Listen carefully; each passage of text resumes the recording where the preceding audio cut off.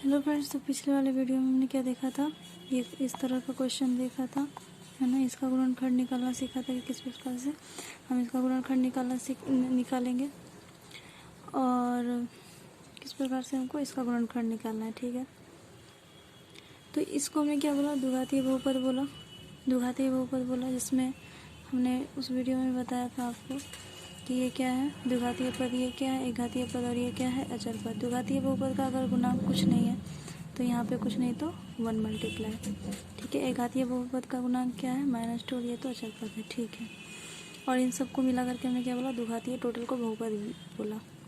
और हम जानते हैं कि पद को हम किस प्रकार से तोड़ते हैं, मतलब कि पद को अगर हमको गिनना होता है कि इसमें कितने पद हैं, तो प्लस माइनस के द्वारा हम पदों को गिनते हैं, पदों की संख्या को प्राप्त करते हैं। देखिए, इसका आगे कुछ नहीं है, एक पद यानी प्लस एक माइनस एक प्लस, यानी 3 को हुआ, एक प्लस है, एक माइनस है और एक प्लस है। इसमें इसका मतलब इसमें 3 पद है। ठीक है, एक ही क्वेश्चन से बहुत सारी चीज़ें जो क्वेश्चंस रहते हैं वो हम जानेंगे कि कैसे कैसे क्वेश्चन रहते हैं, इसी में पूछे जाते हैं। तो कुछ क्वेश्चन होते हैं कि द्विघातीय पद का गुणांक बताइए। ठीक है, द्विघातीय बहुपद का गुणांक बताइए, तो आप क्या बताएंगे, द्विघातीय बहुपद का गुणांक इसके साथ क्या मल्टीप्लाई है, 1। ठीक है, अभी हम और भी कुछ डिस्कस करेंगे, कुछ थोड़ा सा डिस्कस कर ले रहे हैं बस इसी तरह से, कि आगे हम कुछ और भी बताएंगे। ये तो बस नॉर्मल चीज़ें बता रहे हैं जो कि आपको जानना चाहिए, ताकि जब हम कुछ और बताएं तो इसी वेस्ट पे बताएंगे, इसके लिए ही हम ये बता रहे हैं। ठीक है, और अचर पद क्या है, 3 है। ठीक है, एक घातीय पद का गुणांक क्या है, -4 है ना। इसके साथ माइनस प्लस को हम लेकर के चलते हैं तो -4 हो गया। तो एक तो हम ये जान गए कि हाँ भाई इसका पावर 2 है तो ये द्विघातीय पद हुआ, इसका पावर 1 है, कुछ नहीं है तो ये घातीय पद हुआ, और इसका पावर कुछ नहीं है तो क्या है, 0 है। ठीक है, कि 0 है तो हम क्या जानते हैं, a⁴ 0 = 1।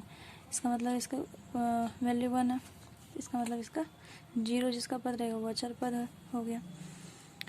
तो ये हो गया। अब कुछ और जानते हैं,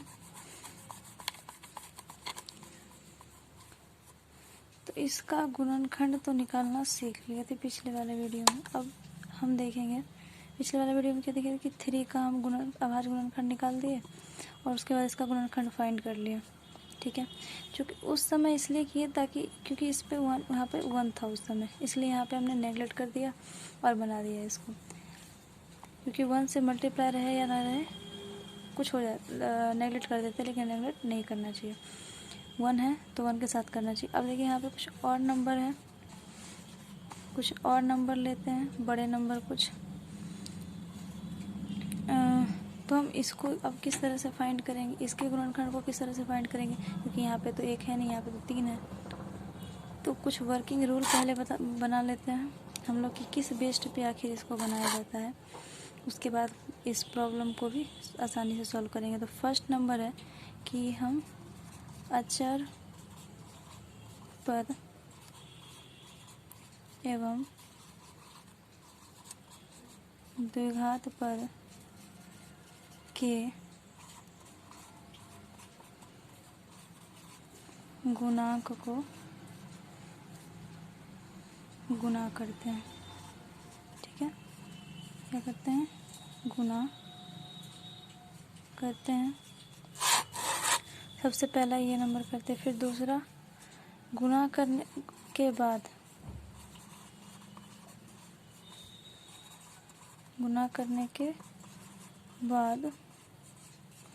प्राप्त संख्या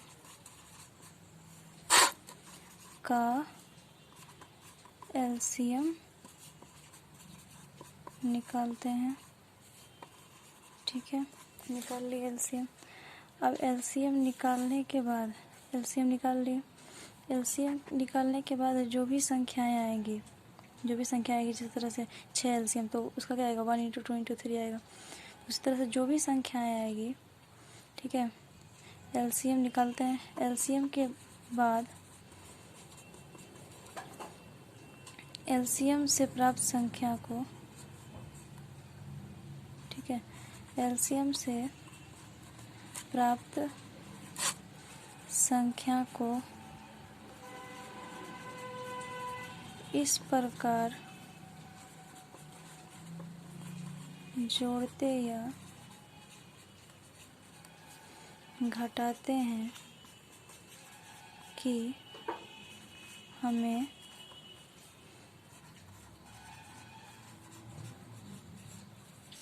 एक घातीय पद का गुणांक प्राप्त हो जाए। ठीक है, एक घातीय पद का गुणांक प्राप्त हो जाए। अब एक घातीय पद का गुणांक प्राप्त करने के बाद क्या करेंगे हम, ये जो एक घातीय पद के गुणांक के स्थान पर एक घातीय पद के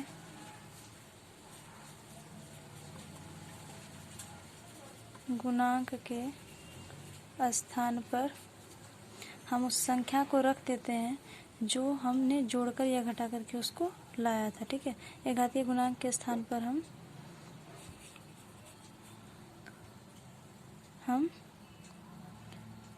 उस संख्या को रख देते हैं, उस संख्या को रख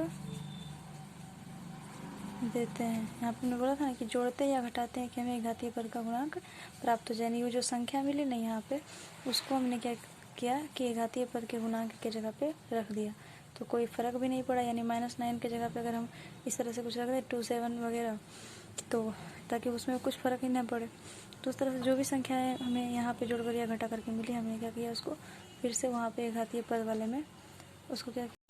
तो चौथा वर्किंग रूल देखते हैं उसके रखने के बाद। चौथा वर्किंग रूल क्या है? चौथा वर्किंग रूल है कि अब हमने तो उसको रख दिया, यानी इसकी जगह पे इस पॉइंटेड को तो रख दिया, और सिंपल है कि उसके रखने के बाद हम क्या करेंगे, उसके बाद तोड़ेंगे। ठीक है, एक घातीय पद के पास रख दिया, उसके बाद गुणनखंड निकालिए अपना।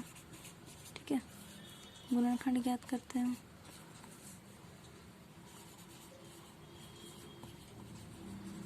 क्या करेंगे हम, गुणनखंड ज्ञात करते हैं। उसके बाद यह है फोर्थ वर्किंग रूल कि हम उसके जगह पे रख करके अब क्या करेंगे, हम गुणनखंड को ज्ञात कर लेंगे। इसके स्थान पे रख लेंगे माइनस प्लस चिन्ह के साथ में, और उसके बाद हम ज्ञात करेंगे। अब देखिए, जो वर्किंग रूल्स के साथ हम इसको अब क्या करेंगे, बनाते हैं इस क्वेश्चन को। 3x² - 9x + 6, इसका हम गुणनखंड निकालते हैं। तो फर्स्ट वर्किंग रूल के हिसाब से सबसे पहले हम इसको मल्टीप्लाई करेंगे, यानी 6 × 3 यानी क्या है 18। ठीक है, 18 आया। दूसरे के हिसाब से 18 को हम इस तरह से माइनस प्लस करेंगे कि इसका एलसीएम निकालेंगे। ठीक है, तीसरा वर्किंग रूल, इसको इस तरह से हम तोड़ेंगे या फिर इसको इस तरह से जोड़े या घटाएंगे कि मेरा ये जो घातीय पद का गुणांक है -9 वो मिल जाए। ठीक, तो देखते हैं 1 के साथ पहले 1 है। ठीक है, तो 1 और 3 दूना 6, 6 दूना 6 18, तो 1 + 18 जोड़ेंगे या फिर घटाइए ना करेंगे, जोड़ के या फिर घटा करके।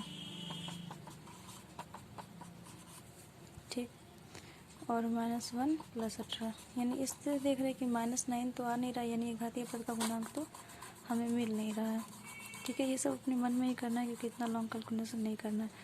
1 × 2, ठीक है, अब 1 × 2 करके लेते हैं। चूँकि फर्स्ट बार बता रहे तो फर्स्ट में थोड़ा सा दिक्कत होता है, उसके बाद बनाते बनाते समझ जाते हैं। तो 1 × 2 हो गया। अब 3 × 3 9, तो इसको जोड़ के ही घटा करके हमको करना है और कुछ एक्स्ट्रा नहीं करना।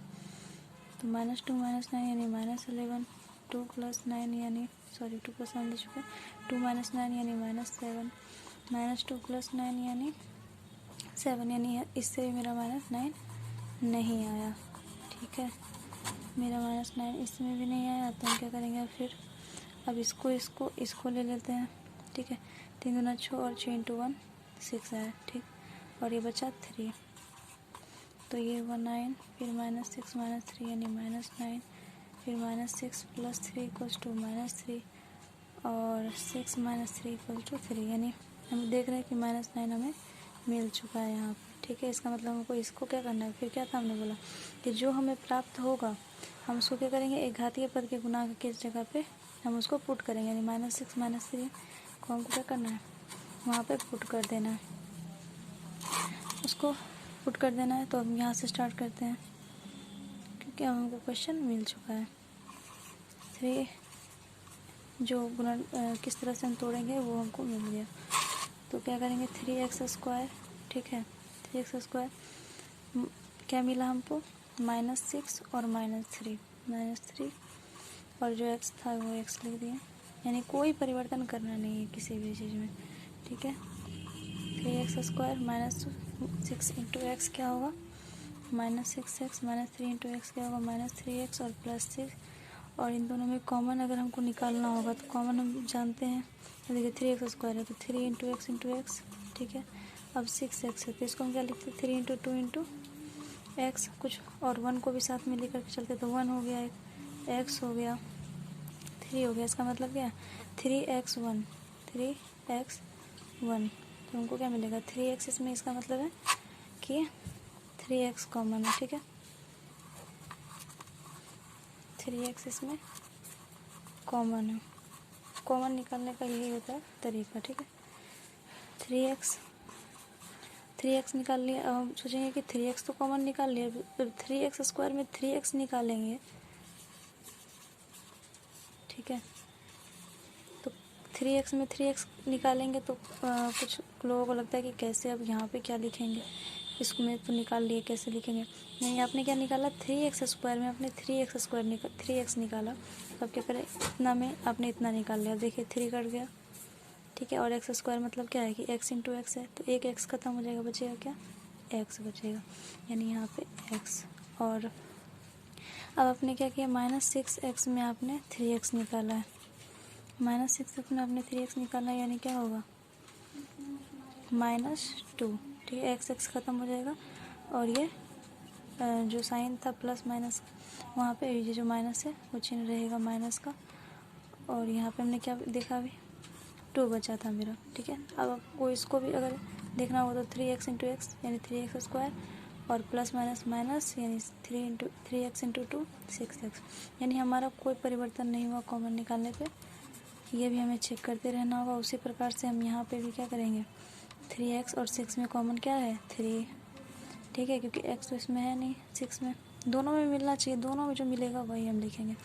तो -3 हमने निकाला, यानी -3x में हमने -3 डिवाइड किया है, तो डिवाइड करने के बाद क्या मिलेगा हमको मिलेगा x, ठीक है, क्योंकि 3 ख़त्म हो जाएगा और माइनस को ये समाप्त कर देगा, तो बचेगा क्या मेरा x।